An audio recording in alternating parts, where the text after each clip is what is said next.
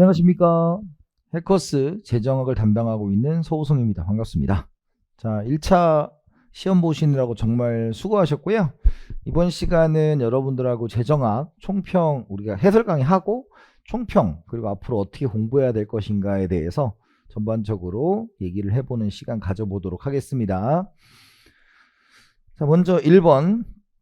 우리나라 조세 중 지방세이면서 목적세에 해당하는 거죠. 기존에 나온 적이 있습니다. 그래서 3번 지방교육세가 되겠다라는 거 바로 그냥 넘어갈 수 있죠. 두 번째, 조세 초과부담에 대한 설명으로 옳은 것은입니다. 초과부담은 조세 수입에서 사회후생 감소분을 차감한 것이다가 아니라 우리가 사회후생 감소분에서 조세 수입을 뺀 부분입니다. 그래서 잉여가 감소한 것에서 조세 수입을 빼고 나머지를 부담한 거, 이렇게 보시면 되고요. 두 번째, 초과부담은 조세 부담의 전가 때문에 발생을 한다 그러는데, 초과부담은 상대가격 변화, 대체효과 때문에 내가 행동 패턴의 변화, 왜곡이 발생하기 때문에 발생을 하는 거고요. 세 번째, 세율이 높으면 조세 수입이 늘어나지만 초과부담은 줄어든다 그랬는데, 세율이 높아지면 조세 수입이 늘어나는 건 아니죠. 조세 수입이 늘어날지 줄어들지는 알 수 없고요. 다만 초과부담은 늘어나게 됩니다. 네 번째, 수요의 가격 탄력성이 클수록 초과부담은 오히려 작아진다라고 했는데, 우리가 2분의 1 T제곱 수요의 가격 탄력성 PQ죠. 그렇게 외우라고 했던 겁니다. 그래서 MC가 수평일 때 요거였다라는 거고, 탄력성에 비례한다. 5번, 정액세 주가는 초과부담을 발생시키지 않는다. 그러니까 이런 문제가 사실 세무사 재정학의 특징이에요. 1, 2, 3, 4번이 정확히 몰라도 5번은 정확히 답이잖아요. 왜? 정액세는 중립세, 중립세는 초과부담 없다. 이렇게 5번 당연히 찾고 넘어갈 수 있는 부분입니다. 정답은 5번이고요. 3번, 최적 물품세를 도출한 램지 규칙이에요. 1번, 램지 규칙은 효율성 측면만을 고려한 과세 원칙. 그래서 차선의 조세를 찾는 거였습니다. 효율성을 가장 높일 수 있는 방법을 찾는 거였고요. 두 번째, 램지 규칙이 성립하기 위해서는 두 재화 간의 관계가 독립제여야 되고, 3번, 램지 규칙은 재화 간 수입의 한계 초과부담을 일치시키는 과정에 도출되고, 네 번째, 4번, 생활필수품은 수요의 가격 탄력성이 1보다 작은 필수제죠. 그러면 필수제에는 높은 세율, 그리고 사치제에는 낮은 세율을 부과하는 게 램지 규칙입니다. 따라서 부합한다라는 게 틀렸죠. 5번, 램지 규칙에 의하면 수요의 가격 탄력성이 반비례하도록 각 재화의 세율을 부과해야 효율적이다. 그래서 개별 물품세에 대한 이야기를 했습니다. 그래서 램지 규칙하면 역탄력성 규칙을 떠올렸으면 4번을 찾는 데는 어려움이 없었을 것입니다. 4번, 단위당 생산비가 57원으로 일정한 독점 기업에게 판매 단위당 9원의 판매세를 부과한다고 가정하자. 시장 수요 곡선이 우양한 직선일 때 독점 기업이 부담하는 단위당 판매세죠. 자, 동그라미가 생산비가 57원, 이게 트릭이에요. 생산비가 일정할 때, 독점 시장일 때 가격은, 수요자가 부담하는 가격은 2분의 1 T만큼 올라가서 반반씩 부담한다라는 것을 이렇게 낸 겁니다. 이건 계산 문제 아니고요. 따라서 독점 시장이라고 해서 모두 다 부담시키는 것이 아니다. 즉 독점 기업과 소비자가 나누어 부담한다. 정답은 1번이 됩니다. 2번에 공급의 가격 탄력성이 작을수록 독점 부담이 커진다 그랬는데, 자, 이거예요. 공급의 가격 탄력성, 공급 곡선이 있어야 되죠. 이런 거 없다 그랬어요. 독점에는. 독점 기업은 공급 곡선이 존재하지 않는다. 그래서 기울기로 판단을 하는 거고요. 독점 기업에게 부과하였으므로 9원 모두 독점 기업이 부담한다 아니고, 공급의 가격 탄력성이란 단어 없고요. 수요의 가격 탄력성이 작을수록 소비자 부담이 커지겠죠. 그래서 틀렸다. 그래서 2번과 4번은 공급, 우리 기출에서 독점 기업의 공급 곡선이 존재하지 않음을 가지고 걸러낼 수 있는 부분이었다.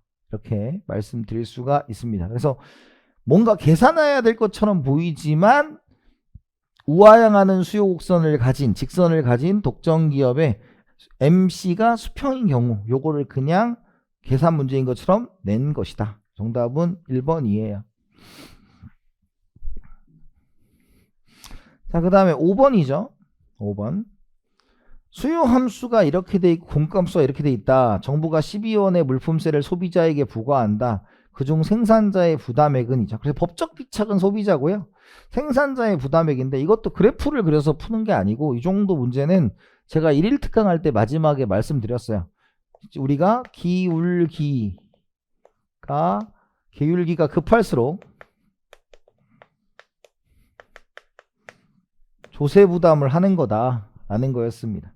그래서 얘는 P는 60-2분의 1 Q고요. 그 다음에 P는 Q니까 기울기가 2배잖아요. 그럼 2대 1로 나눠 먹는다라는 겁니다. 따라서 공급자가 부담하는 세금은 3분의 2 곱하기 12니까 8원을 부담하게 된다. 이렇게 쉽게 풀으셔도 되고 이걸 굳이 계산을 한다면 이렇게 하면 되죠. SD가 있으면 자, 수요와 공급이 같아야 되니까 120-2P는 P죠. 그러면 3P는 120이니까 P는 얼마가 된다? 40이 되고 Q도 얼마가 된다? 40이 된다 이거죠. 그런데 소비자에게 12원의 물품세를 부과한다죠. 그러면 D-T가 되고 우리가 P에다 바꿔 쓰면 자, 여기서 바꿔 쓰죠 그냥. 여기서 이제 12원을 부과하면 떨어져야 되니까 P는 우리가 48-2분의 1 Q가 됩니다. 48 마이너스 왜 밑으로 떨어졌으니까. 그러면 4번에 48-2분의 1 Q는 또 Q가 되겠죠. 그럼 Q는 2분의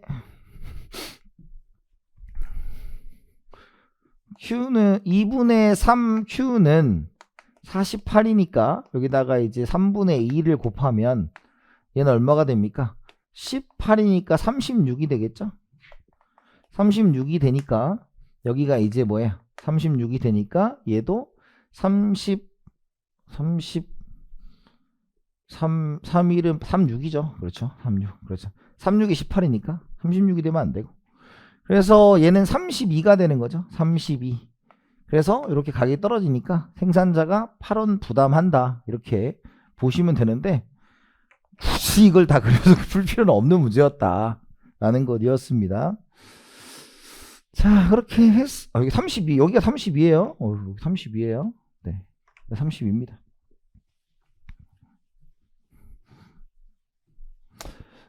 자, 그리고 정답은 4번이 되겠고요.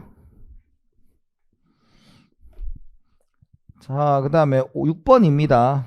6번의 문제를 보시면 법인세에 대한 설명으로 옳은 것은 이에요. 자, 이런 문제를 봤을 때 여러분들이 반드시 정답인 걸 찾으시면 되고 우리나라의 현행 법인세율은 22%다. 이런 거는 만약에 기억이 안 나면 이런 걸로 오답을 낼 가능성은 없어요. 그러니까 답을 찾는 방법을 가르쳐 드리면 그 다음에 인플레이션이 있을 경우 감가상각 공제의 현재 가치는 증가하므로 법인세 부담은 감소하게 된다라는 겁니다.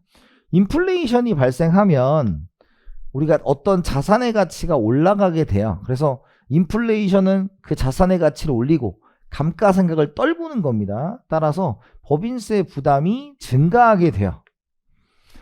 세 번째, 왜냐면 법인세는 경비 처리가 많이 돼야 되잖아요. 근데 경비 처리가 안 되게 만드는 게 인플레이션이니까.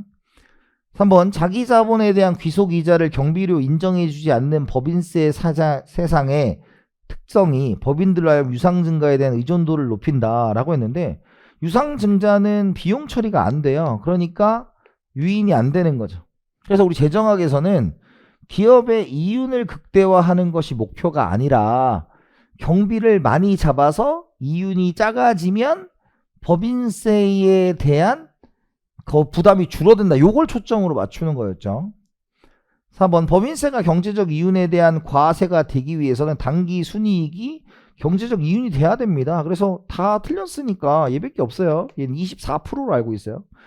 5번, 법인세가 이윤에 대한 과세의 성격을 가지게 되는 경우 그 부담은 소유주인 주주에게 귀착된다. 왜? 이윤에 대한 과세니까 100% 기업 부담이 됩니다. 그죠? 왜 이윤세는 그 떠넘길 수 있는 타이밍을 놓친 거죠.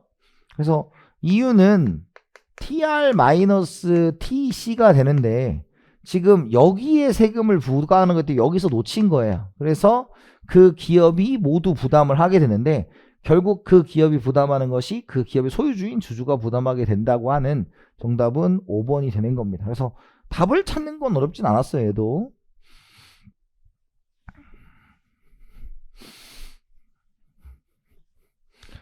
자, 그 다음에 7번으로 갈게요. 이거는 이런 거 틀리시면 안 되죠.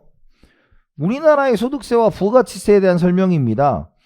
다른 조건이 일정할 때 인플레이션으로 명목소득이 증가하게 되면 세 구간이 올라갑니다. 올라가기 때문에 누진세율을 적용받게 돼서 소득세 부담은 증가하게 되고요. 2번 개인소득세는 가구 단위가 아닌 개인 단위. 당연한 거죠. 정답은 2번입니다. 그죠? 에이, 이거 틀리면 안 되죠. 그죠? 3번 부가가치세는 최종 단계의 부가가치세만 과세되어 수직적 통합을 방지한다. 아니죠. 최종 단계 아니라 부가가치가 발생할 때마다 하는 거죠. 발생할 때마다. 그죠? 자, 그 다음에 4번 비례소득세는 수직적 공평성을 개선하게 된다. 수직적 공평성을 저해하는 거죠. 똑같은 세율을 내는 거니까. 5번 이자소득세를 부과할 경우 소득효과는 저축의욕을 떨어뜨린다라는 거죠. 그래서 이자소득세를 부과하게 되면 실질소득이 감소하여 현재 소비가 줄어드니까 저축의 의욕을 높인다. 이렇게 보시는 거죠. 그래서 요건 뒤에 한 번 더 나오죠. 그래서 정답은 몇 번이다? 2번. 답을 찾는 건 어렵지가 않았습니다.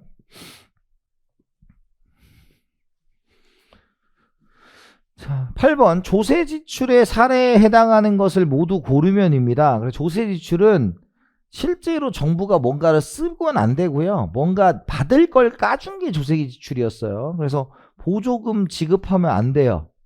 감가상각 되고 돈 쓰면 안 돼요. 공제해주면 돼요. 세금 부과하면 안 돼요. 공제하면 돼요. 그래서 정답은 니은, 리을, 비읍이 돼서 정답은 3번 처리가 되었다. 이것도 뭐 나온 적이 있는 시험이죠. 자, 9번 탈세의 부정적 효과를 모두 고른 건데, 그러니까 작년에 탈세가 알링 앤 샌드모로 막 논쟁이 많아서 이번에는 그냥 안 내긴 좀 그렇고 그냥 낸 것 같아요. 그래서 자원 배분의 왜곡을 초래하겠죠. 탈세가 되는 부분 안 되는 부분 지하 경제가 비대해지고, 왜 세금 안 내는 부분이 지하 경제니까요. 소세 부담의 공평성, 불공평을 초래한다. 왜 돈 내는 사람 안 내는 사람 있으니까. 근데 경제정책 효과의 불확실, 왜 탈세가 되면 뭐 세금도 잘 안 거치고 걷어야 할 때 못 걷고 이런 거니까요. 그래서 정답은 5번이다. 그래서 어렵지 않게 상식선에서 풀 수 있었다 입니다. 자, 그 다음에 10번 근로소득세 부과가 노동시장에 미치는 효과죠. 그래서 후반굴절형 노동공급선이 되려면 제가 수업시간에 이건 외워놓으면 편하다 그랬어요. 여가가 정상제일 때 소득효과와 대체효과 중에서 소득효과가 큰 경우니까 얘는 맞는 얘기입니다. 자, 그 다음에 두 번째, 여가가 정상제일 경우 비례소득세 부과라는 소득효과가 대체효과가 같다면 노동공급은 줄어든다라는 겁니다. 그러면 이번에 비례소득세를 부과했다는 건 임금이 싸졌죠. 그러면 노동공급이 줄어든다는 건 이렇게 노동공급이 줄어드는 거잖아요. 그러니까 우리가 이걸 그림으로 그리면 여가와 소득이 있다. 그럼 여기가 이제 24였어요. 그런데 얘가 마이너스 W였으니까 비례소득세를 부과하면 얘가 마이너스 1 마이너스 T의 W가 된다. 그럼 기울기가 완만해졌다 이거죠. 기울기가 완만해지면 대체효과는 여가의 상대 가격이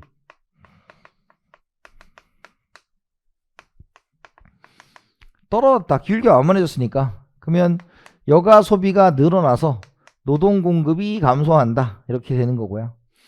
그 다음에 우리가 소득 효과는 여가가 정상제일 때 지금 여기는 어때요? 실질 소득이 줄어든 거잖아요. 여가가 정상제이면 여가 소비가 감소해요. 노동 공급이 증가하고, 여가가 열등제이면 여가 소비가 여가 소비가 뭐예요? 증가해서 노동 공급이 감소한다 였어요.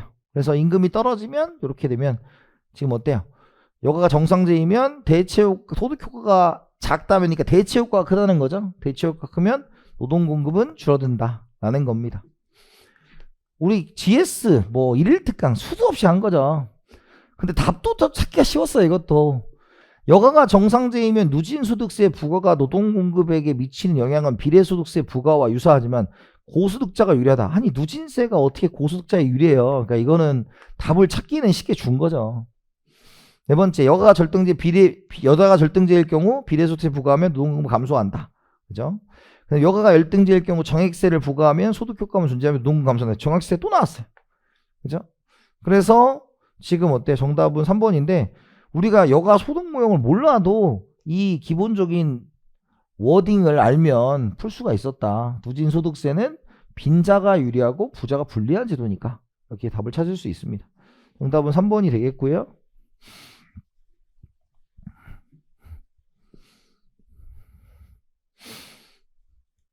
자, 11번입니다. 11번.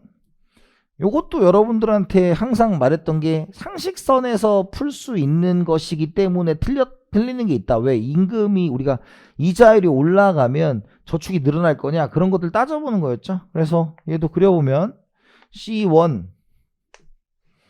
C2가 되고요.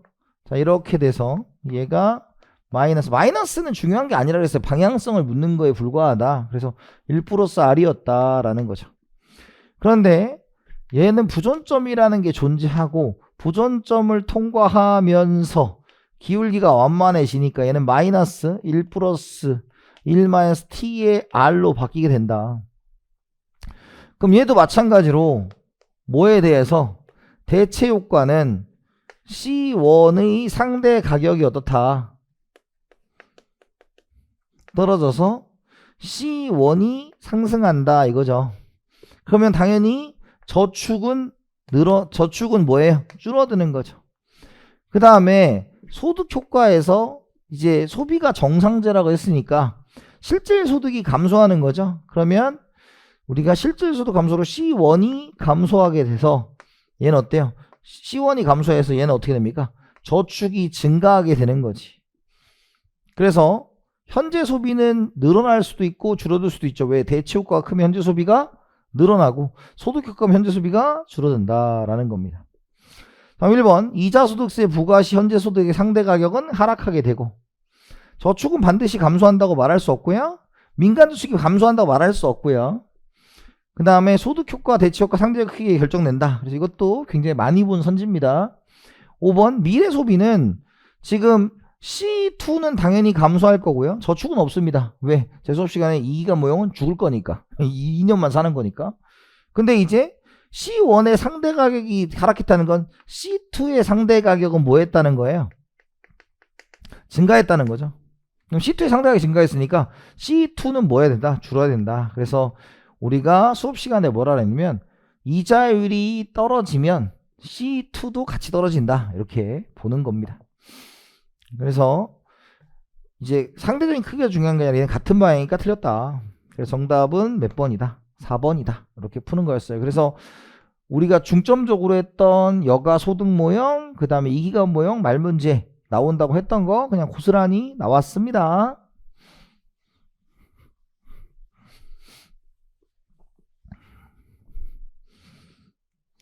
자, 12번이에요. 한계 실효세율에 대한 겁니다. 자, 1번에 한계 실효세율은 P분의 P-S예요. 그래서 P가 이제 세전 수익률이고 그 다음에 얘가 세후 수익률이 되는 겁니다. 그쵸? 그런데 투자 수익의 조세가 부과되지 않으면 세전 세후가 똑같아야 되잖아요. 그러니까 빵이다. 맞는 얘기고요.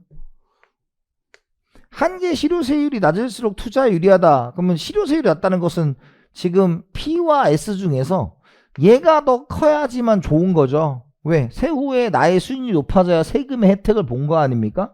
따라서 마이너스일수록 좋으니까 맞는 얘기고요.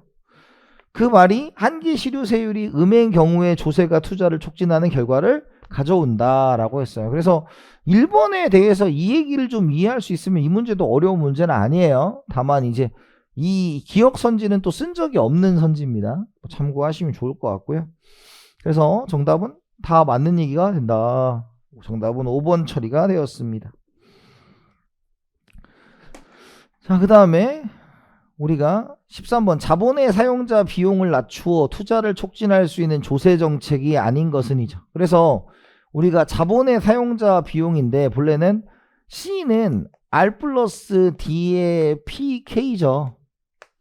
근데 조세를 부과하게 되면 T1-T에 뭐 공식을 외우라는 건 아니에요. 공식을 외우라는 거 아니고, 왜냐면 공식을 외우라는 게 아니라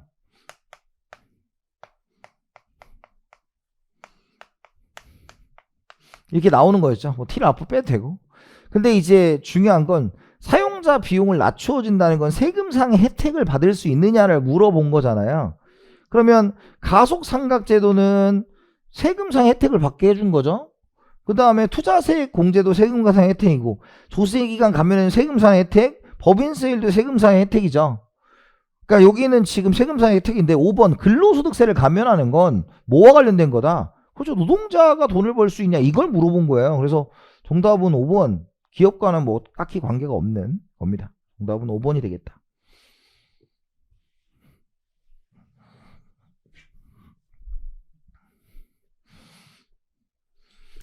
자, 14번은 시험에 안 나왔어요. 이게 시험에 나온 적이 없는 거예요.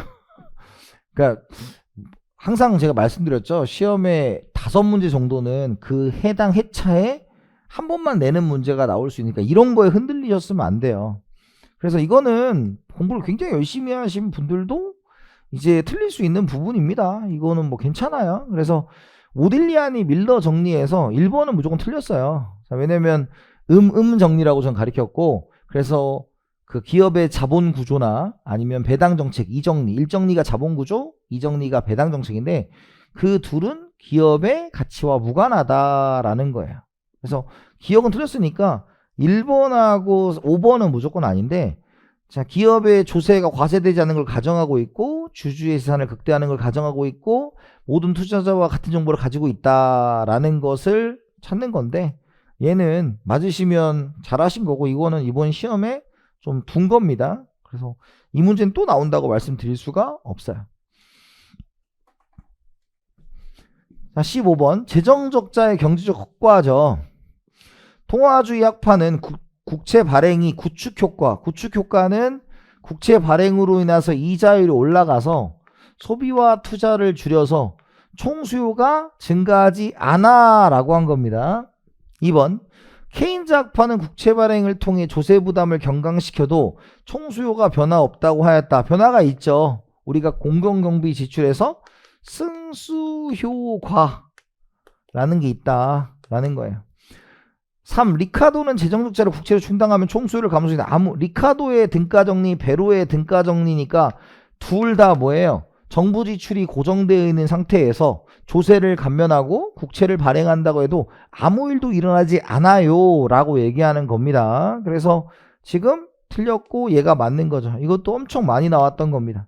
5번 또 나왔지 않습니까? 러너는 내부 채무는 현세대 부담, 외부 채무는 미래세대 부담. 맨날 나오는 거 똑같이 나왔어요. 그래서 정답은 몇 번이다? 4번이다.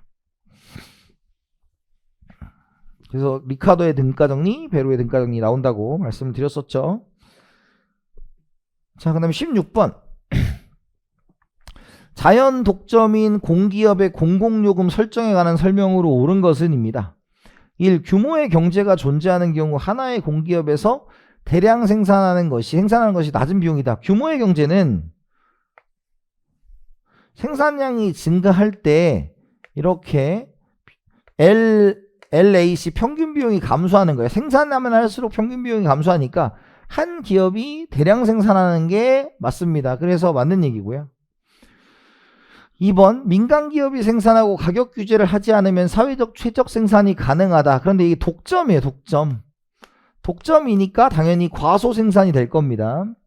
3번 공공 서비스의 경우 2부 가격제를 적용하면 손실을 줄일 수 있으나 효율적 생산이 도달하지 않은 것이 불가능하다. 2부 가격제는 제 계산 문제가 나올 거라고 생각했지만 말일 문제가 나왔죠. 그래서 여기가 이제 MC고 여기가 가격을 설정하면 P = MC, 여기를 이제 사용 요금으로 만들어서 이만큼 생산한 다음에 이렇게 손실이 날 수 있는 부분 있죠.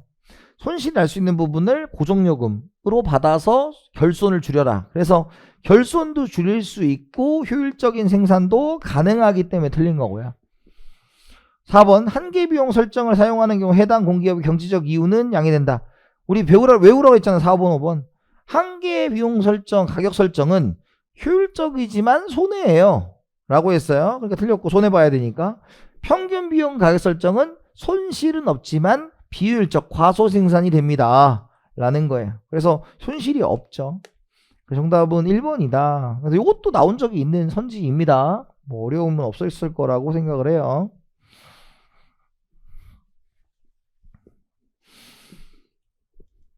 자, 요 문제는 처음 나왔어요.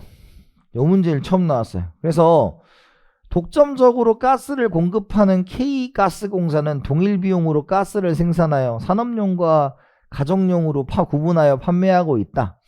산업용 가스의 시장 수요의 가격 탄력성은 3이고 가정용 가스의 시장 수요의 가격 탄력성은 2다. 가정용 가스의 세제곱미터당 가격이 이렇다면 K가스공사가 이윤을 극대화할 수 있는 건데, 자, 이거는 여러분들이 이걸 이제 자주 하진 않는데 얘가 이제 뭐에 대한 얘기냐면 가격 차별이 됩니다. 근데 이건 답은 구할 수 있어. 왜? 가격 차별이 딱 생각이 안 나도 램지 가격 설정을 하면 한 800원 나올 거야. 그럼 여기로 이제 역탄력성으로 얼추 비슷해 답은 찍었을 거예요. 근데 그렇게 푸는 건 아니고 한 기업 가스공사니까 독점 시장에서 가격 차별합니다. 그래서 시장은 2개, 공장은 하나입니다. 그래서 지금 산업용이니까 MR1, MC, 그 다음에 MR2, MC 이렇게 해서 시장은 2개, 공장은 하나. 그래서 동일 비용이라고 했으니까 이 둘이 같은 거예요. 근데 얘는 뭘 이용하는 거냐면 아모르소 로빈슨 공식이라는 걸 이용해야 됩니다. 그래서 MR은 P1 수요의 가격 탄력성분의 1 요걸 이용하는 거예요. 그러면 얘는 어떻다? P하고 얘가 있으니까 지금 먼저 가정용 가스를 먼저 할게요. 가정용 가스가 여기 지금 MR1과 MR2가 같아야 되는 상황이에요, 지금. 그러면 1200원이고 가정용이 1 가정용 가스의 소요가 탄력성 2분의 1이고요. PY 이게 뭐예요? 도시가스죠? 얘가 1 3분의 1 쓰는 거죠. 수요 가격 탄력성. 그러면 얘는 뭐가 됩니까? 2분의 1이니까 얘는 600이 되고 그 다음에 얘는 3분의 2 PY가 되니까 여기다가 2분의 3 해주면 되겠죠. 그럼 얘가 이제 뭐가 되는 거다? 300이 되니까 PY는 900. 정답은 4번인데 얘도 처음 나온 거예요. 얘도 처음 나온 거예요. 그래서 5문제 정도 힘 준다 그랬으니까 얘도 뭐 다음에 또 얘는 또 다음에 나올 수 있는 부분입니다. 가격 차별도 처음 나오는 거지만 램지 가격 설정과 더불어서 이제 잘 나올 수 있는 부분이다 라는 건데요. 그래서 요거는 점검을 해 두시는 게 좋습니다. 정답은 4번이 됐고요. 자, 18번입니다. 우리나라 지방재정에 대한 설명으로 옳지 않은 것은 이제 이것도 상식으로 푸는 거죠. 지방세 규모는 국세 규모보다 작다. 그렇겠죠, 당연히. 2번, 중앙정부는 법률로 국세를 신설할 수 있으며 지방자치단체는 법률에 관계없이 조례로 지역에 필요한 지방세 몫을 신설할 수 있다 입니다. 자, 이 말은 뭐예요? 지방자치단체가 갑자기 세금 내! 라고 할 수 없죠. 우리 조세 법률주의예요. 그러니까 얘는 당연히 틀린 겁니다. 뭐 볼 것도 없고요. 3번 지방재정 조정제도에서 조정교부금 제도는 상위 자치단체가 하위 자치단체에 지원하는 제도, 교부세의 용도가 정해져 있지 않고 부동산 경기 변동은 지방재정의 규모 안정성에 영향을 준다. 왜? 지방세니까. 그래서 요거는 답을 찾는 데는 어렵지 않았다. 조세 법률주의였다 입니다. 19번 지방분권에 대한 설명입니다. 1. 지방분권의 정도를 간접적으로 파악할 수 있는 중앙집권화율은 중앙정부의 지출을 지방정부의 지출로 나누는 거다. 근데 지금 뭐예요? 지방정부가 위에가 있어야 돼요. 그래서 이 분자 분모가 바뀌어서 틀렸고요. 2번에 지방자치단체 경쟁을 촉진하여 공공서비스 효율적 생산을 유도하고, 티브 모형은 공공재 공급이 재원 후 재산세, 그래서 비례재산세, 내가 이런 공공재를 누리고 싶다면 이러한 세금을 낸다라는 개념이 잘려 있다라는 거고요. 그 다음에 4번 중앙집권 제도에 비해 공공재와 세금에 대한 정보 확보 비용이 증가하게 된다라는 거. 그 다음에 오후치에 비하면 공공재 공급 비용이 동일하다면 지방공제는 지방정부가 한다라는 겁니다. 정답은 1번이고요. 공식을 비교하는 문제에도 불과했다 이것도. 그래서 당연히 어떤 비율도 큰 게 밑으로 가야죠. 그래서 지방에서 얼만큼 중앙집권에서 비율을 차지하고 있느냐 뭐 이런 것들을 좀 물어봤습니다. 자, 그 다음에 요거는 우리 그 1일 특강에서 똑같이 줬어요. 똑같이 줘가지고 요게 이제 1년 텀으로 나올 것 같은데 라고 했는데 바로 나와서 기분이 참 좋았습니다.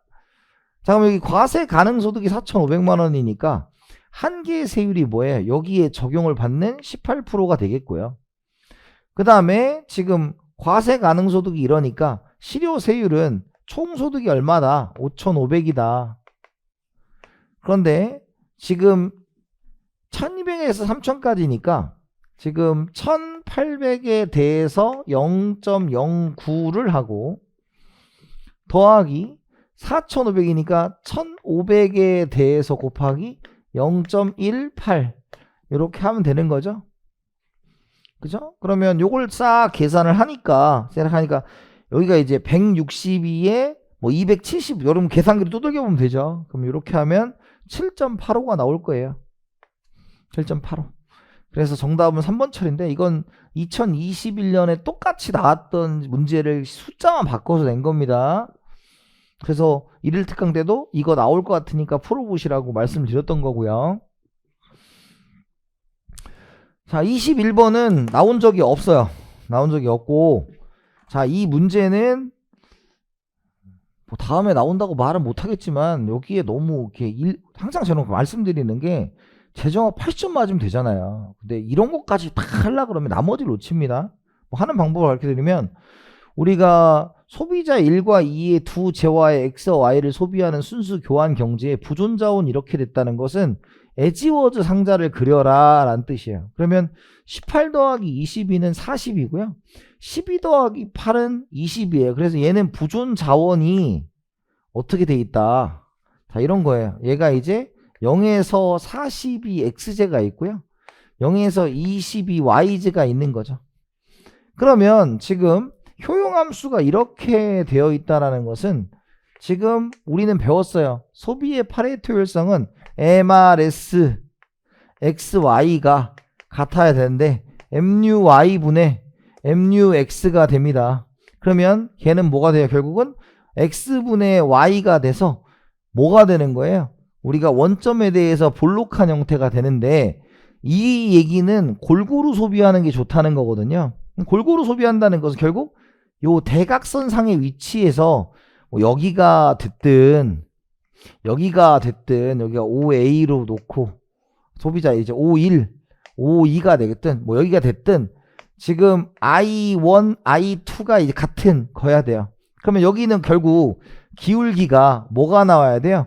2분의 1이 나와야 된다는 얘기입니다. 자, 그래서 2분의 1을 나온다는 것은 결국 뭐가 된다? 2분의 1이 지켜지는 게 예, 2,1이니까 되죠. 그죠? 그 다음에 얘는 2,1 되는데 얘는 함정이 있어요. 왜냐면 지금 얘가 8이고 얘가 11이야. 근데 YZ는 지금 몇 개 있어? 총 20개죠. 그러니까 얘는 누군가가 하나를 더 소비한 파레토 계산이 가능합니다. 그래서 틀렸어요. 이랬어요? 그래서 둘이 합쳐서 40개가 안 나왔기 때문에 세 번째는 얘는 2분의 1이 아니기 때문에 틀렸고 얘는 2,1, 2,1이니까 맞는 거예요. 정답 몇 번? 2번이다 라고 보는 건데 뭐 참고만 하십시오. 이게 또 나온다고 말할 수는 없을 것 같아요. 뭐 계산할 필요도 없고 80점 목표라면 이런 것들은 가볍게 스킵해 주는 것도 괜찮습니다. 그래서 이것도 이제 올해 시험에 힘을 준 문제예요. 힘을 준 문제. 자, 그 다음에 요 문제도 힘을 줬는데, 요 문제는 이겁니다. 두 사람으로 구성된 어느 경제의 효용 가능 경계와 사회 후생함수와 무차별성 접점을 이렇게 줬다 이겁니다. 그러면 지금 이 접점들은 각 경계의 유일한 접점이다 라는 거야. 그러면 지금 얘가 공리주의고 얘가 얘가 롤스고 얘가 평등주의면 지금 이런 거죠. UA와 UB가 있다. 그럼 효용 가는 경계를 꼬불탕꼬불탕 안 그리고 이렇게 그릴게요. 자, 이렇게 그렸는데 지금 B하고 C는 어떠냐? B하고 C는 어떠냐라는 겁니다. 그럼 A와 B가 일치하면 그 다음에 지금 C도 반드시 일치한다 이렇게 돼 있어요. 그쵸? 그러면 얘는 어떻게 돼 있냐? A와 B가 일치한다라는 것은 공리주의와 롤스가 같다는 거죠. 그런데 항상 명심해야 되는 게 뭐냐면 얘랑 얘는 얘가 극단적으로 가면 이렇게 형태로 바뀌는 거예요. 극단적으로 가면. 왜? 가장 작은 사람이 결정돼. 그래서 지금 얘랑 얘는 항상 공유를 합니다. 그래서 롤스와 그러니까 이런 거 있잖아. 예를 들어 이렇게 평등주의가 있으면 SW가 I로 할게요. SIC가 있으면 얘는 이렇게 공유를 할 가능성이 높아요. 그러니까 지금 얘네 둘은 일단은 무조건 같을 가능성이 높으니까 A와 B, A와 C가 일치하면 B와 C는 일치할 수밖에 없는 거죠. 그러니까 공리주의가 중요한 포인트가 되는 겁니다. 이해됐어요? 그래서 지금 얘네 둘이 같고 얘네 둘이 가면 당연히 얘와 얘는 같으니까 같이 따라가니까 얘네들이 맞는 거고요. 그런데 지금 B와 C가 일치하는데 A는 일치하지 않을 수 있죠. A는 뭐 어디 여기가 있을 수 있으니까 유일한 점 여기가 있을 수도 있죠. 그죠? 선형이니까. 이해됐습니까? 그렇게 보시면 될 것 같고. 그 다음에 세 접점이 모두 일치할 수는 없다. 그러면 기억 니은이 말이 안 되니까 틀렸죠. 그 리을은 무조건 답이 될 수 없고 지금 기억과 니은에서 지금 첫 번째 상황은 만약에 얘가 이렇게 일치해 있는 상황이라면 지금 셋은 다 일치할 수밖에 없는 거다. 그래서 정리하면 롤스와 공리주의, 롤스와 평등주의는 같은 접점을 공유할 수밖에 없다. 왜? 극단적인 형태가 롤스로 가는 거기 때문에. 다만 거기에서 공리주의가 같다면 셋은 다 같을 수밖에 없으니까 A와 B가 같든 A와 C가 같든 다 같아지는데 만약에 B와 C 같은 공리주의는 따로 놀 수가 있다라는 건데 얘도 뭐 이번 시험에 힘을 준 시험이에요. 지금 힘을 준 게 한 4개 정도 나왔죠. 4개 정도 나왔습니다. 그래서 정답은 몇 번이다? 2번 처리가 되었다라는 겁니다.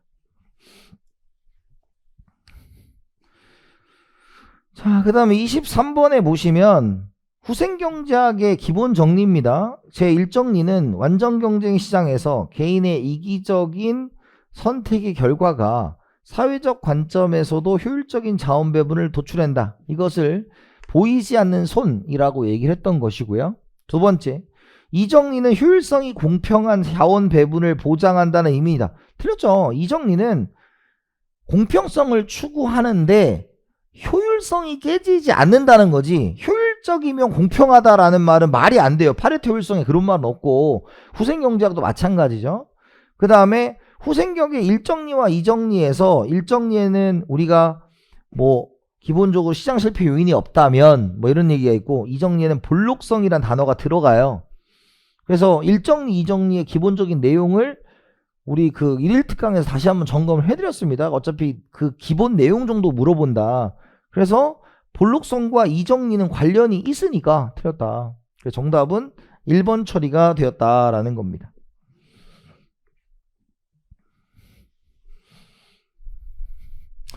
자, 24번.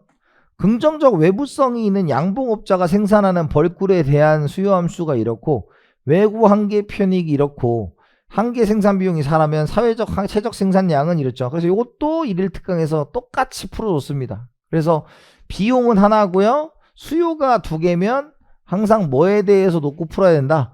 P에 대해서 놓고 풀어야 된다라는 거죠. 그래서 SMB는 SMC가 되고요.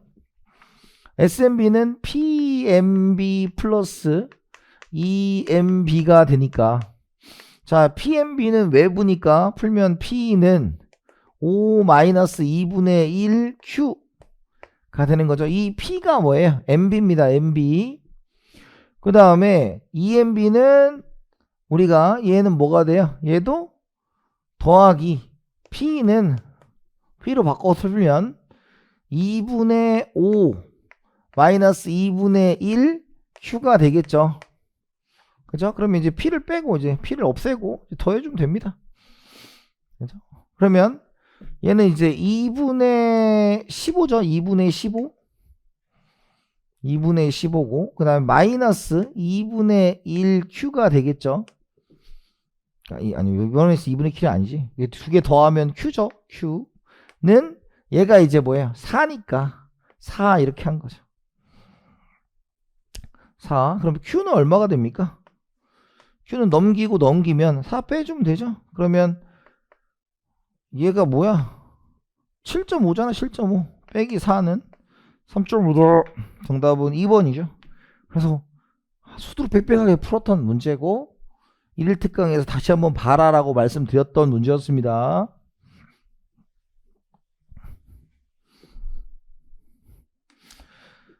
자, 25번 시장 실패에 관한 설명으로 옳은 것은입니다. 이것도 했던 거니까 시장 실패는 정부 개입의 필요 조건이라고 누누이 말씀드렸고 그 다음에 니은 자연 독점에 의한 평균 비용 가격 설정은 독점으로 인한 비효율성을 제거할 수 있다 그랬는데 비효율성을 제거한다는 말은 효율적이잖아요. 그럼 효율적이려면 P = MC 한기 비용 가격 설정이 돼야 되니까 틀렸고요. 정액세는 민간 부분의 의사결정을 왜곡하지 않는다. 이거 세 번째 등장합니다. 이번 시험에서 세 번째 등장해요. 네 번째 사회보험은 시장 실패를 보완한다 라는 것이고요.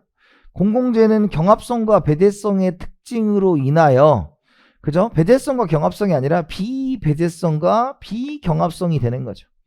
그래서 정답은 디귿 리을인 3번이 되겠다. 이렇게 보시면 될 것 같습니다. 무난한 문제였고 26번 공공재에 관한 설명이다. 근데 이 문제가 저는 출제자가 조금 더 명확하게 줬어야 되는 게 아닌가 싶어요. 사실. 왜냐 비경합성이 강한 공공재일수록 공공재가 주는 사회적 편익의 크기가 커진다라는 건 맞아요. 이거는 우리 기출에 있었던 거죠. 그래서 누구나 사용할 수 있는 공공재라면 많은 사람이 사용을 할 거기 때문에 그만큼 편익이 올라갑니다를 얘기했었어요. 2번 현실에서의 대부분의 공공재는 시장이 성립하지 못하는 순수 공공재다. 그러니까 2번에서 말한 게 여기서는 공공재를 좀 세분화시키려고 합니다 라고 준 것 같아요.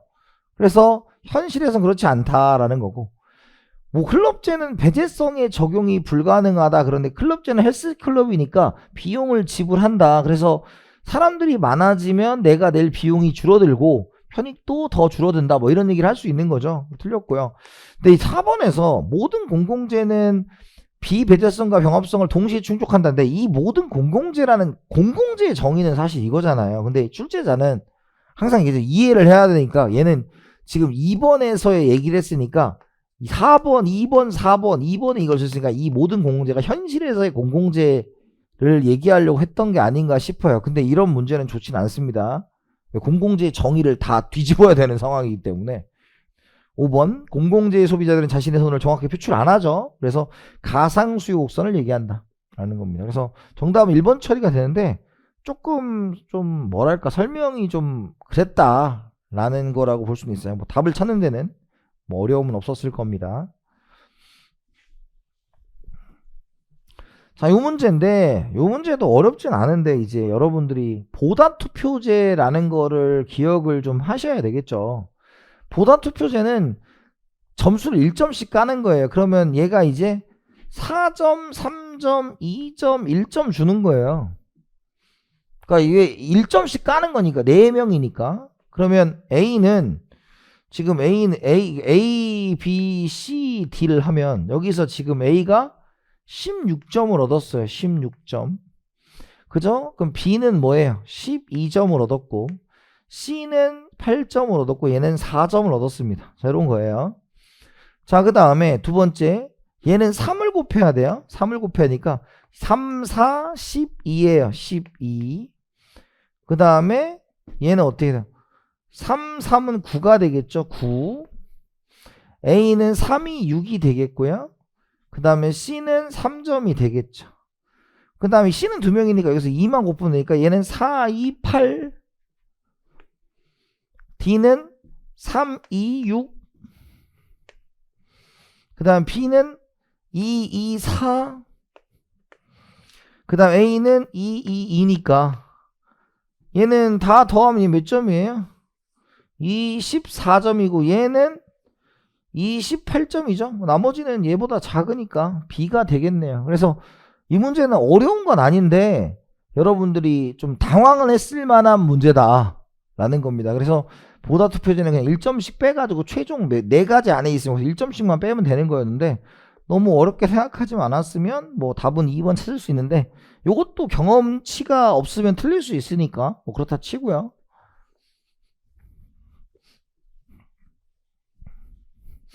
이것도 신유형이에요. 이렇게 나온 적이 없습니다. 자, 그 다음에 소득 분배 상태가 완전 균등인 경우 그 값이 0인 경우다. 5분위 분배율은 하위 20%분의 상위 20%니까 얘는 1과 무한대의 값을 가집니다. 그래서 1일수록 좋고요. 10분위 분배율은 상위 20%면 하위 40이니까 0과 2 사이의 값을 가지면 2에 가까울수록 좋고요. 지니계수와 애킨슨 지수는 0과 2, 1, 0과 1이니까 얘는 둘 다 1에 가까울수록 좋고 달튼 지수는 0과 1 사이의 값을 가지면 1에 가까울수록 좋습니다. 그래서 0인 경우다 라는 건 지니와 애킨슨 지수다. 그래서 디귿 리을을 찾으면 되는 거였습니다. 정답은 3번이다. 이것도 아주 무난하게 출제가 되었다. 자, 그 다음에 외부성에 대한 설명입니다. 외부성. 부정적 외부성이 있는 경우에 정부가 교정세, 얘가 뭐예요? 피구세죠. 그래서 피구세를 부과하면 사회적 최저량으로 돌아올 수 있습니다. 틀렸어요.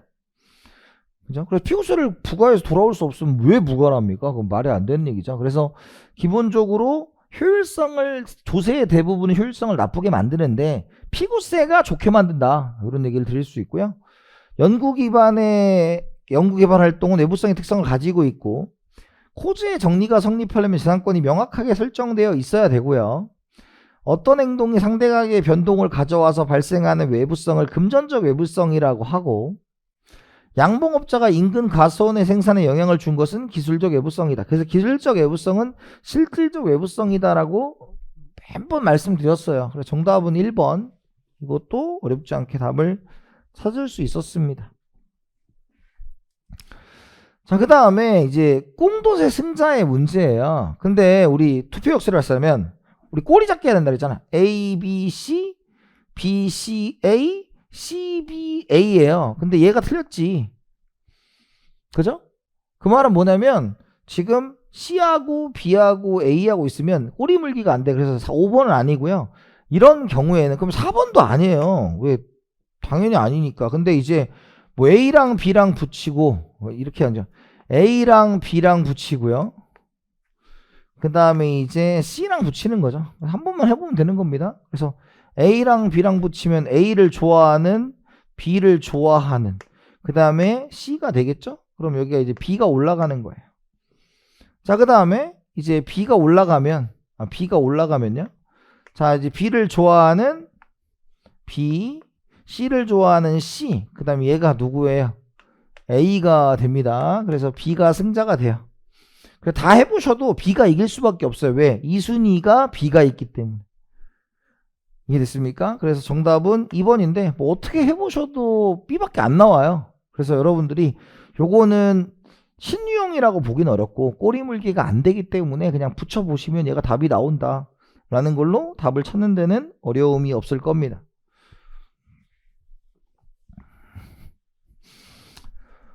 자, 그 다음에 31번에 보시면 요 문제는 이제 여기에 대해서 경고 서비스죠. 그럼 얘는 공공재야. 그럼 공공재니까 우리가 MBA 더하기 MBB는 MC로 푸는 거였어요. 자, 그런데 이 문제는 조금 더 디테일하게 6명, 4명입니다. 그러면 이제 6명 더하고 4명 더하면 돼요. 그럼 6명짜리는 뭐냐? Q는 100 마이너스 2분의 1p죠. Q는 100 마이너스 2분의 1p죠.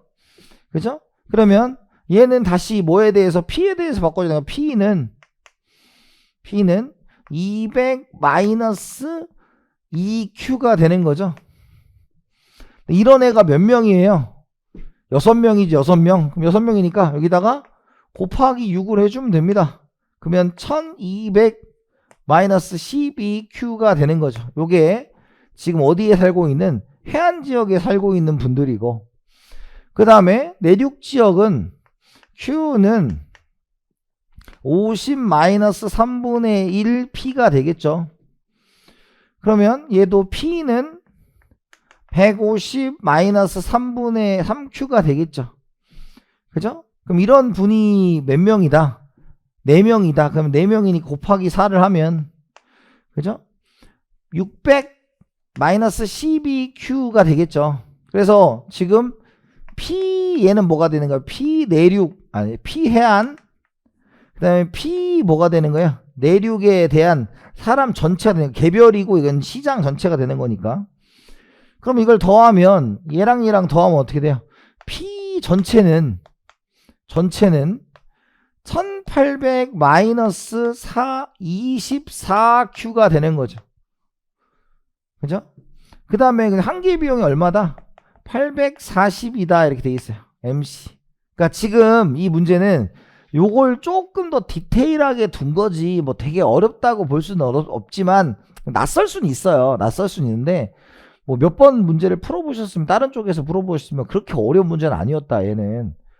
그러면 이렇게 넘기면 어떻게 돼요? 1800에서 840이니까 이제 960인가요? 960은 24Q죠. 그러면 Q는 얼마예요? Q는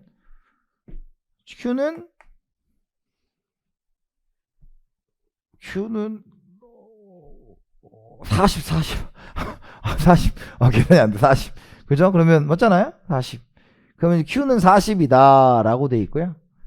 자, 그러면 40이니까 40에 대해서 이제 얼마야? 각각 부담해야 되는 건 여기 이제 40을 집어넣는 거죠. 40. 그죠? 그럼 40을 집어넣으면 이렇게 집어넣으면 얼마야? 120이 되겠죠. 120. 그죠? 그 다음 여기는 지금 어때요? 여기 40 집어넣으면 얼마야? 30이 되겠죠. 정답 몇 번이다? 1번이다. 그래서 개별에 집어넣는 것입니다. 그래서 이것도 뭐 어렵진 않은데 뭐 낯설다고 치면 이것도 뭐 제껴두고, 왜냐면 제가 이런 말씀 드리는 게 여러분 재정학 80점 맞으면 되니까 자꾸 100점 맞으려고 하면 이거 우리가 공부했던 거 3배는 하셔야 돼요. 거의 재무회계급으로 하셔야 돼요. 그거는 저는 아니라고 보니까 재정학은 항상 난도가 유사하게 나옵니다. 그래서 내가 풀 수 있는 거 없는 것만 잘 잡기셔도 되는 거고요. 자, 그 다음에 32번입니다. 공리주의적 견해에 따르면 분배란 그 사회의 총체적 후생을 극대화할 수 있는 분배. 당연히 그래야겠죠. 합의니까요. 극대화. 평등주의는 모든 사람에게 평등하게 되는 게 정의롭겠죠. 평등주의니까. 롤스는 가장 가난한 사람의 후생을 극대화하도록 분배하는 것이 가장 좋다. 최소수자 최대의 원칙이고요. 4번 자유주의적 견해에 따르면 정부의 간섭 없이 자유로운 시장의 힘에 의해 결성된 분배 상태가 바람직하다입니다. 그 다음에 5번 러너는 사람들의 효용함수가 서로 다르면 동등 확률 하에서도 균등 분배에 최적이 될 수 있다. 동등 확률에 대해서 얘기한 거죠. as was가 모든 사람의 한계 효용이 체감하는 형태로 모든 사람이 동일한 걸 가진다 라고 했는데, 러너는 아니야, 그거는 너무 과도한 가정이고 그럴 확률이 높다면으로 바꾼 겁니다. 그래서 5번은 한번 들어보셨으면 괜찮게 풀 수 있고, 나머지가 워낙 아니니까 뭐 답을 찾는 데는 뭐 딱히 어려움은 없었을 것이다. 33번입니다. 여기서부터가 이제 뭐가 나오냐, 우리나라의 제도에 대한 얘기가 좀 나오거든요. 그러니까 여기서는 사실 어떻게 보면 상식적인 얘기를 좀 해야 되고요. 차상위 계층은 최저생계비 안 쓰고 중위소득 써요. 그 다음에 두 번째, 기초연금제도는 공공부조예요. 공공부조니까 국민연금이랑 상관없어요. 조세로 하는 거죠. 국민기초생활보장제도 수급자로서 급여를 받기 위해서는 부양 의무자가 없거나 있어도 부양이 불가능해야 되며 자산조 최저생계비 안 써요. 이것도. 그 다음에 그러니까 다 이제 우리가 전에 시험 문제 이런 것들의 최저생계비라는 이런 거보다 상대적 빈곤선, 뭐 중위소득의 일부 이런 걸 쓴다라는 걸 출제한 적이 있어요. 그렇게 맞춰가는 거고. 네 번째, 사업장 직장가입자의 모든 사회보험료 고용주와 근로자가 절반씩 분담해. 모든은 아니고요. 그래서 5번 답을 좀 찾을 수 있는 문제였어요. 건강보험제도 운영에 필요한 재원은 가입자 및 사용자로부터 징수한 보험료와 정부 지원금으로 충당한다라는 거죠. 가입자, 사용자, 그리고 정부 지원금 이렇게 합쳐지는 건데, 자, 이런 문제는 여러분들이 좀 상식선, 이걸 다 깊게 파는 거는 저는 그렇게 좋은 방법은 아니라고 생각해요. 그래서 최근에 이런 문제가 좀 나오고 있기 때문에 또 이 강의를 보는 분들 중에서 올해 시험을 붙은 분들은 뭐 안 볼 가능성이 높고요. 그 이제 다음 시험을 준비하신 분들은 이런 문제가 좀 나오고 있으나 이런 것들은 다음 우리 텀에 가서 굉장히 많이 준비를 할 거지만 이걸 깊게 파는 건 아니고 이것도 나중에 요런 게 기출되었는데 요런 거에 초점을 맞추고 있다 이런 식으로 공부하면 좋을 것 같아요. 그게 이제 최저생계비를 잘 안 쓴다, 중위소득 단계를 쓴다 뭐 이런 것들이니까 너무 다른 기본적인 게 안 됐을 때 여기에 초점을 맞출 필요는 없어요. 그래서 제가 보기에 이번 시험의 점수의 80점의 등락은 이걸 몇 개 더 맞았으면 80점 무조건 나오는 시험이에요. 근데 이걸 다 틀렸으면 80점이 안 나오는 거니까 그 정도만 보시면 되고, 그렇다고 해서 우리가 뭐 떨어질 정도의 시험 점수는 아니니까. 자, 그러면 현물보조에 대한 설명입니다. 현물보조가 현금보조의 정책 목표 달성에 효율적이다. 그렇죠. 그래서 우리가 그러니까 우리가 개인의 효용수는 현금, 현물, 가격이었고요. 그 다음에 정부의 목표 달성은 가격, 현물, 현금이었다. 순이었어요. 그래서 2번 현물보조의 대상은 해당 현물의 소비가 바람직하다고 생각하는 가치제다라는 거고, 현물보조는 현금보조에 비하여 높은 행정비용과 운영비용을 수반한다. 왜? 사서 주는 거니까. 네 번째, 생산에서 규모의 정제가 성립하는 재화는 현물보조가 더 효율적이다. 뭐 생산을 한다라는 거고. 5번, 동일한 지정을 투입하는 경우 일반적으로 현물보조가 현금보조에 비하여 소비자 만족도가 높다. 아니라고 했죠. 그래서 답을 찾는 데 어렵지 않았다. 그래서 정부의 목표 달성순, 효용순 기억하는 거 보시면 됐습니다. 자, 35번이에요. 자, 이것도 마찬가지인데 뭐 답을 찾는 건 어렵지 않았는데 이거예요. 뭐 나머지는 다 봤는데 국민보건서비스 방식이 뭐냐면 영국식이에요. 그래서 요람에서 무덤까지 정부가 다 책임을 져주는 거죠. 근데 우리나라는 이제 사회보험 방식이다라는 용어를 알고 있으면 되는데 이건 다 교재에 있는 거니까 여러분들이 이번 기회에 알아둔 거죠. 그래서 국민보건서비스 방식이 아니고 사회보험이라는 단어를 유추할 수 있었으면 뭐 문제가 없었는데, 나머지를 읽어서는 상식선에서 좀 찾기가 어려울 수도 있지만 뭐 국민서비스 아니다 라는 거, 이것도 나온 적이 별로 없는 거예요. 자, 그 다음에 자, 우리나라 연금보험제도 쫙 있어요. 근데 이것도 마찬가지로 틀린 걸 찾으려고 노력해야 되고, 얘도 마찬가지로 국민연금은 18세 이상 60세 미만으로 대한민국이면 국외 거주자도 가입할 수 있다. 국외에 있으면 안 되죠. 그래서 요거는 틀렸다라는 것이고요. 3번이 틀렸다라는 거. 그래서 33, 35, 36이 약간 좀 상식이 필요한 거였다. 그래서 나중에 요거는 한번 정리를 다음 시험 볼 때는 조금 해드려야 되는 게 아닌가라는 생각이 듭니다. 근데 그래도 상식이 조금 넓으신 분들은 뭐 답을 찾는 데는 뭐 괜찮았을 것 같고요. 자, 그 다음에 요것도 이제 시험 보기 전에 말씀드렸던 게 이거였어요. 우리가 이제 국민소득을 구할 때 Y는 C 플러스 I 플러스 G가 있고, 자, 문제에서 재정은 균형 상태다라는 것은 얘가 T다라는 거랑 똑같은 거예요. 자, 그래서 여기다 집어넣으면 Y는 C 1000 플러스 0.6Y 마이너스 1000을 집어넣으면 마이너스 600이 되고요. 플러스 I가 1000이고 G가 1000이 됩니다. 그러면 얘는 0.4y가 되고요. 얘 하면 3000이고, 그런데 600을 빼면 2400이 되겠죠. 그럼 y는 얘는 5분의 2니까 2400 곱하기 2분의 5를 하면 되죠. 그럼 얘는 6000이 돼요. 그런데 완전 고용 국민소득은 7000이다 라는 겁니다. 완전 국민소득 7000이다. 그러면 얘가 이제 7000이 돼야 되는 상황이죠. 그래서 요거를 구해내는 거가 중요한 거고, 요것도 예전에 한번 나온 적은 있는 거예요. 그래서 이번에 지금 우리가 국민소득의 증가는 정부 지출의 증가 곱하기 승수 1-2분의 1이 되겠고, 국민소득의 증가는 조세의 감면에 곱하기 1-c의 마이너스인데 조세 감면이니까 마이너스가 없어져야 됩니다. 자, 그러면 지금 얘가 지금 우리가 그러니까 1000을 늘리는 게 목적이죠? 1000을 늘리는 게 목적이야. 자, 1번과 2번 완전 고용에 달성하는 거. 자,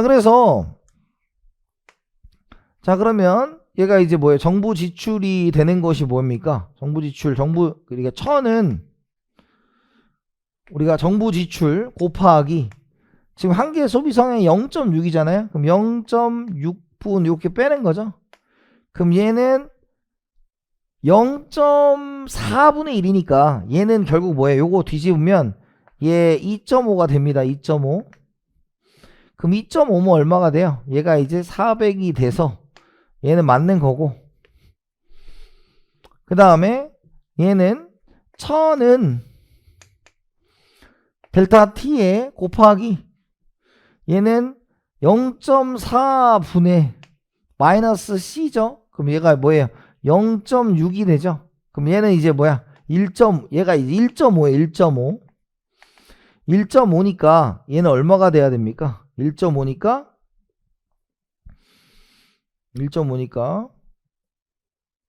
1500. 1500? 자, 1000을 이제 1.5로 나누면 뭐 계산을 때려주시면 600은 아니야. 600은 아니죠. 무슨 얘기인지 알겠어요? 그러니까 지금 요거 전 계산기가 없으니까, 그럼 얘는 이제 2분의 3이니까 1.5잖아요. 1.5. 0.4분의 0.5. 1.5니까 그럼 나눠볼까요? 1.5니까 15.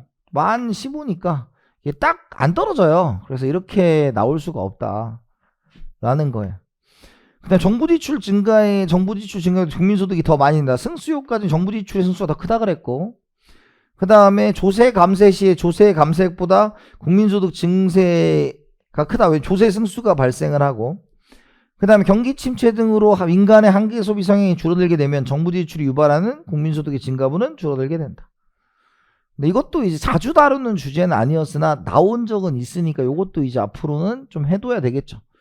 그러니까 모딜리아니 밀러 정리 같은 게 아니에요. 그러니까 이런 거는 다음번 할 때 반영해서 좀 더 봐줘야 되는 부분이 된 거고요. 정답은 1번입니다. 1번이 됐고, 38번 저한테 배운 친구들이 웃었다는 제 목소리가 들렸다는 거죠. 그래서 피콕이 정답이 되죠. 피콕. 그렇죠. 그래서 바그너는 1인당 소비가 증가하면 1인당 소비가 증가하는 게 아니라 1인당 국민소득이 증가하는 겁니다. 그래서 바그너의 법칙은 1인당 국민소득이 증가하면 공공경비가 증가한다, 뭐 이런 거고요. 두 번째, 보몰효과는 정부의 생산성이 낮기 때문에 그걸 맞추려면 정부 지출이 증가한다는 거고. 세 번째, 부캐너는 대의민주 리바이어던 가설이 대팽창을 억제하는 게 아니라 강팽창을 가져온다는 거고. 피콕 완전이지만은 피콕 전이효과론입니다. 정답은 4번이 됐고요. 브라운 잭슨은 공공 서비스에 대한 수요의 탄력성이 1보다 크게 되면 소득이 증가한 것보다 공공재를 더 많이 만들어야 되기 때문에 공공지출이 증가한다라는 걸로 얘기한 거죠. 그래서 조금 더 많이 꼬긴 했는데 피콕 와이즈만이 딱 보였어요. 그래서 뭐 특별히 어려운 건 아니었고, 그다음에 이런 문제 있잖아요. 자, 이것도 이제 뭐라냐. 자, 우리가 사회적 할인율이 높아지면 미래의 걸 땡겨왔을 때 할인이 많이 되니까 지금 초기의 편익이 집중된 게 좋죠. 미래 건 안 좋죠. 두 번째, 불안정 경쟁시장의 재화의 시장 가격이 기회비용을 적절히 반영하지 못하므로 잠재 가격을 사용한다라는 거고, 세 번째, 공공사업으로 시장 가격이 낮아지는 경우라면 증가된 소비자 잉여가 편익에 포함되어야 된다라는 것이고, 네 번째, 시장 이자율이 사회적 할인율보다 높대요. 그러면 할인율이 높다라는 것은 공공재는 저 멀리 미래에서 그 미래에 그 편익이 발생하는 거니까 그걸 땡겨왔을 때 어떻게 돼야 됩니까? 엄청 작아지는 거죠. 따라서 지금 사회적 할인율이 높다라는 것은 결론적으로 말하면 공공사업을 하지 말자는 거예요. 따라서 경제성이 커지는 게 아니라 작아진다입니다. 왜? 시장 이자율이 사회적 할인율보다 일반적으로 높기 때문에. 이고요. 5번에 공공사업이 발생하는 무형의 편익에 대한 평가가 매우 힘든 경우 비용 효과 분석, 이거 똑같이 문장을 쓴 적이 있습니다. 정답은 4번이다 라는 것이고요. 그 다음에 40번입니다. 40번에 보시면 시장에서 거래되지 않는 재화의 가치 평가에 대한 설명으로 옳지 않은 거예요. 1번, 노동 자체로부터 만족을 얻는 사람의 시간 가치는 임금률보다 높을 수 있다라는 겁니다. 그죠? 그러니까 뭐냐면 노동 자체로부터 만족을 얻는 사람의 시간 가치는 더 높죠. 왜? 내 노동보다 더 높은 가치를 내가 부여하고 있으니까. 두 번째, 현재 임금률로 일하고 싶어도 할 수 없는 사람의 시간 가치. 그러니까 얘는 뭐냐면 지금 일하고 싶어도 일할 수 없다는 건 채용이 안 됐다는 뜻이에요. 그러니까 이 사람의 시간 가치는 임금률보다 낮다. 그러니까 쉽게 말하면 실업자 이렇게 얘기할 수 있죠. 그러니까 정답은 2번이 되는 거고, 3번, 서로 다른 시간이 소요되는 교통시간에 지불되는 요금의 차이를 시간의 가치 측정하고 사망 확률을 낮추기 위해 지불할 용의가 있는 금액으로 생명의 가치를 평가하는 방법은 생명의 가치를 과소평가하고, 사망에 따른 손실 상실의 소득 상실액으로 생명의 가치를 평가하는 방법은 노인이나 장애인의 생명 가치를 적절히 평가하지 못한다. 그래서 1번, 2번 중에서 이건 좀 이렇게 약간 논리적으로 생각해 보면 답을 찾는 데는 어려움이 없었을 거다라는 겁니다. 그래서 자, 이 시험에 대한 지금부터 이제 총평을 한번 해보겠습니다. 지금부터 총평을 할게요. 자, 먼저 나온다고 했던 건 다 나왔어요. 근데 여러분 여기서 이제 유의사항이 있어요. 저는 항상 다른 선생님들은 어떨지 모르겠지만 저는 재정학이 세무사의 필요는 하지만 세무사를 결정하는 과목은 아니라고 생각을 해요. 그리고 그 시간에 저는 최고 세수 시간을 들여서 여러분들의 합격의 점수를 만들어주는 게 중요하다고 생각합니다. 그래서 제가 말한 이 나온다고 했던 것은 다 나왔다는 개념이 40문제를 다 제가 나온다고 한 건 아니고, 저는 수업 시간에 항상 말씀드리죠. 뭐라고? 5개의 문제는 본래 이 시험을 내는 분들이 이 시험에 신경을 썼다는 식으로 로테이션 식으로 항상 바꾼다. 그런데 나머지 35개에 대해서는 논리의 변형 혹은 이의제기가 없길 바라기 때문에 기존의 기출문제를 많이 쓴다라고 말씀을 드렸어요. 그래서 제가 말씀드린 게, 우리는 80점을 목표로 한다면 5개 빼면 87.5점이고 거기서 플러스 마이너스 10점 15점이에요. 그러면 결론적으로 나올 것을 다 나왔다라고 하면 내가 기분 좋게 87.5점을 맞았을 분도 있고, 아니면 내가 점수가 좀 안 나와서 75점 70점 맞은 분들도 있었다. 하지만 이게 뭐 점수를 떨어뜨리고 이런 정도의 시험은 아니다 라는 말씀을 드려요. 그래서 자신이 기본 강의 그리고 반드시 나오는 것에 대한 준비가 되어 있는 분이라면 뭐 어렵지 않게 풀 수 있었다. 그래서 나온다고 했던 건 다 나온다는 것은 85점을 기준으로 했을 때는 그렇다라는 겁니다. 자, 그러면 전체적으로는 난이도가 중이에요. 왜? 어차피 5문제는 그렇다 치고 나머지를 못 건드릴 정도의 문제는 아니기 때문에 여러분들이 합격을 못한다라고 말씀드릴 수는 없어요. 다만 제가 우리 해커스 카페에서 봤는데 어떤 분이 재정학 총평을 쓰면서 공부를 굉장히 더 많이 해야 될 것 같다라는 생각을 했어요. 그분이 77.5점을 맞았거든요. 그런데 제가 오늘 수강생한테 물어봤어요. 몇 점 맞았냐? 그러니까 선생님 저 너무 못 봤어요. 그러는 거여서 몇 점인데 77.5점이요. 야, 왜? 그러니까 85점 맞아야 되잖아요. 이 얘기거든요. 그러니까 왜냐면 그 친구는 제가 기본 이론 들으라는 것부터 이제 객관식 쭉 따라온 거야. 그러니까 저는 점수를 맞게 해드리는 게 목표지 재정 학문을 가리키는 사람이 아니에요. 그래서 이 시험에서 점수가 공부를 많이 했는데 안 나왔다면 공부 방법을 바꾸셔야 돼요. 다 이걸 내가 이론적으로 덮어서 푸는 게 아니라 제가 수업 시간에 우리 수강생한테도 말했어요. 우리 수강생들이 시험 보고 왔어요. 아직 기본반이 끝나지도 않았는데 그러고 나서 뭐라고 했냐면 저한테 선생님을 신뢰하게 되었다고 했습니다. 왜? 적어도 시험에 나오는 건 다른 건 몰라도 시험에 답인 건 보이게 해주니까. 그건 제가 하는 제 강의의 목표예요. 그래서 만약에 공부를 굉장히 많이 했는데 점수가 엄청 낮다. 그러면 방법을 바꾸셔야 돼요. 그래서 제가 시키는 대로 하셔야 됩니다. 우리는 5개의 선지 중에서 3개 정도밖에 모르지만 거기에 답이 있다. 이렇게 바꾸셔야 돼요. 다 문제를 이기려고 하지 마시고 답만 고르고 1차를 통과하시는 게 목표입니다. 자, 그래서 출제 비중 계산 문제가 8개가 나왔고 말 문제가 32개가 나왔는데 지금 1일 특강에서 봤다라는 부분이 있죠. 그죠? 그래서 이것도 제가 공공경비도 국민수도 구하는 거 보고 들어가셔야 한다고 말씀드렸고 공공재는 숫자가 그렇긴 하지만 문제가 어렵진 않았고요. 다만 이제 가격차별과 파레토 효율성과 보다투표제가 있는데 파레토 효율성은 100점 맞을 필요가 없으니까 너무 목숨 안 거셔도 돼요. 그러니까 자꾸 사람들이 도장 깨기식 할 필요 없다니까요. 어차피 파레토 효율성은 이번에 나오고 또 언제 나온다고 말씀 못 드려요. 그러니까 그렇고 이제 보다 투표제도 한 번 나왔으니까 또 모르겠고 가격차별 나올 수 있네요. 파레토 효율성은 뭐 어떤 우리 어떤 경제학 시험도 그 100점 방지용 문제를 내는 겁니다. 그래서 계산 문제 나왔지만 뭐 크게 어려움은 없었을 거다. 그래서 가격차 우리가 신유형 3가지 있었고요. 나머지는 1일 특강에서 했으니까 나머지 문제는 다 맞으셨어야 돼요. 그래서 여기서 우리가 얘기했죠. 5개 정도 힘준다라는 게 얘는 힘을 준 거예요. 자, 그 다음에 신유형에 뭐가 있었어요? 우리가 모딜리아니 밀러 정리 사회 후생함수 있었죠, 아까. 그 다음에 우리나라의 보험제도 같은 거 있었어요. 그러면 다 해서 총 몇 개예요? 예를 들어서 하나, 둘, 셋, 뭐 공공경비까지 넷, 5, 6, 7, 8이야. 그럼 몇 점이에요? 80점이에요. 그러니까 이 문제는 특히 여기 있잖아. 35, 36을 맞은 분들도 있을 거예요. 그러면 그거 맞으면 85점이고 그러면 그거 우리가 안 했던 거 다 틀려도 80점이에요. 그 나머지는 여러분들이 그 문제를 몰라서 풀었던 못 푼 게 아니라 공부 방법에 문제가 있어서 답을 못 골랐든지 아니면 여러분들이 1번부터 다 풀어서 이겨 제끼려고 했으니까 답을 못 고른 거지 그렇지 않았다라는 겁니다. 그래서 저는 항상 말씀드리지만 이러한 유형은 계속적으로 갈 거라고 생각을 해요.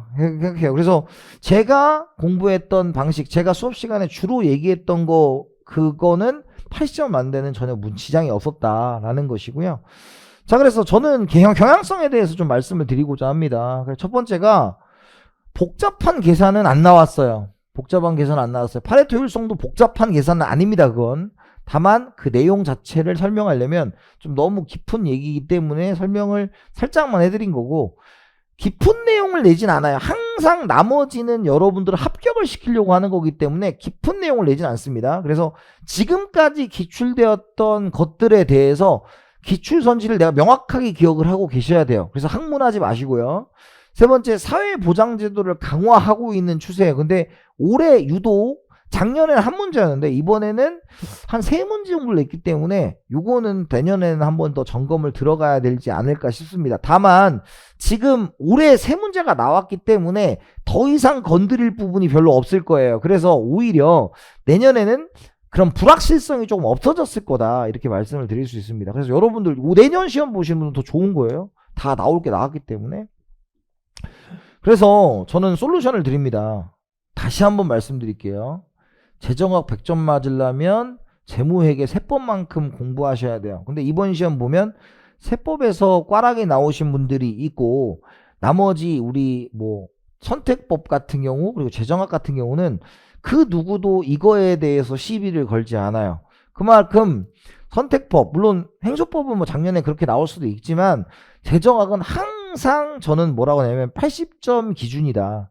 80점 기준으로 문제를 출제하고 그거는 5문제는 조금 어렵게 되니까 그거에 대해서 여러분 맞추려면 기출 중심의 것이에요. 그래서 기출 중심도 그 기출을 내가 그 지문을 이해하고 문제를 푸는 게 아니라 이 지문 나 본 적 있어. 이미 지문 맨날 나와. 이렇게 여러분들이 익숙하게 저도 커리를 짜고 있죠. 그래서 기본반, 기본반, 객관식, 파이널, GS까지 그렇게 커리를 짜고 있으니까 커리 잘 따라오시면 될 거예요. 그래서 저는 항상 말씀드립니다.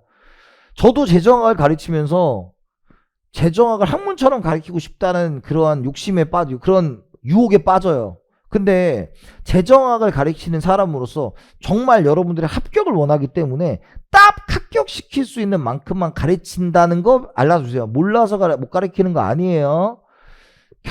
우리가 세무사 재정학과 회계사 경제학은 완전히 다른 거예요. 완전히 다른. 근데 자꾸 다른 방식 재정학을 다른 경제학 공부하듯이 하신다. 저는 항상 말씀드립니다. 수험 적합성이란 단어를 말씀드려요. 그래서 제 카페 네이버에 서호성 치시면 제가 나와요. 그러면 거기에 카페 오시면 거기 수강후기 어떤 말들이 써 있는지 보시고 거기에 자료들도 있으니까 서호성 치시면 여기 카페 밑에 써 있습니다. 카페 연결해서 두시면 자료에 쓰시고 저한테 수업을 듣고 잘 되신 분들도 꽤 있으니까 한번 읽어보시고 제가 추구하는 수험 적합성이란 단어를 한번 점검해 보시면 좋을 것 같아요. 그래서 저는 학문하지 마셔라. 시간 낭비다. 1차의 합격연도. 우리에게 2차 시험도 없기 때문에 지나가는 재정학 과목이 돼야 된다 이겁니다. 그래서 저를 믿고 따라오시면 돼요. 그래서 커리대로 기본 강의 2번 듣고 객관식 듣고 파이널 들으면 된다라는 말씀을 드립니다. 시험 보시느라고 정말 수고하셨고요. 어쨌든 1차적인 관문을 이제 통과하신 분들도 있고 통과 못하신 분들도 있고 통과하시려는 분도 있을 거예요. 근데 여러분들 어차피 이 과정은 지나보면 다 이런 시간이 있었다라고 추억이 되실 거고 여러분들 이 강의를 보고 있는 분들 모두 잘 시험 보시고 훌륭한 세무사가 되시기를 제가 마음속으로 항상 기원하겠습니다. 수고하셨고요. 다음에 더 기회 되면 더 멋진 모습으로 찾아뵙겠습니다. 수고하셨습니다.